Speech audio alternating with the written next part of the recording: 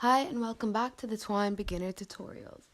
So in today's video, I'm going to be showing you how to change a passage's title, but to keep the button in the previous passage the same.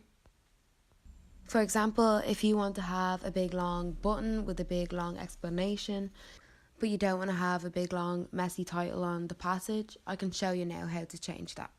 So I'm back in my story 1 edit place, and here are my passages. So I'm going to click on the latest one, keep going, and edit that. So do you want to get to the 4th page? So I'm going to add in 2 options here. So I'm going to add in 2 square brackets, yes, and then 2 square brackets, close, and then the same for now. And then when I exit out of that, you get your 2 passages there that are linked to keep going.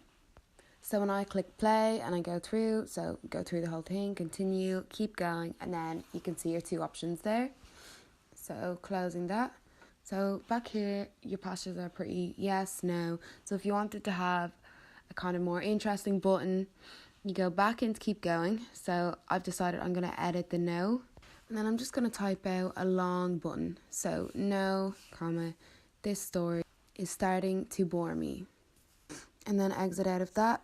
So from here you can see that the no has been disconnected and it's now connected to no, this story is starting to bore me, which is quite long for a title page. So you can go ahead and remove the no because it's not connected to anything, it's fine. So we're going to change this so that it doesn't have the big long title. So go back and keep going, and to change this, you go to the end of to bore me and you do a little dash and then you do an arrow. And then you type in what you want the next passage's title to be. So I'm just typing no, and then I'm going to exit back out of that.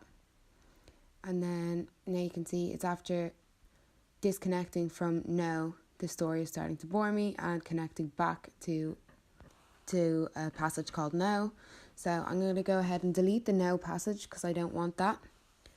And then what I'm going to do is you have to click into the no, this story is starting to bore me, and change the title to whatever you have after the dash and the arrow. So I'm changing that to no, exiting out of it, and you can see there it's connected again.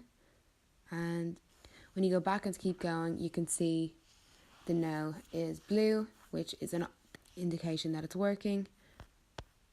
So the dash and the arrow are quite important, and then changing the title to what you have after the dash and the arrow. So when I press play and go through the whole thing, despite my title just being no in the next passage, it comes up what was after the dash and the arrow, that no, the story is starting to bore me. And then exit out of that. So that's how you do that. And then you can go ahead and publish the file. And try and remember that you're saving as you go along, so don't forget to publish the file, and your story so far will save. Keep watching the series to find out more about Twine, more about how you can create your first interactive story, how you'll be able to add images, music, and change your text format, style it exactly how you like. Thank you.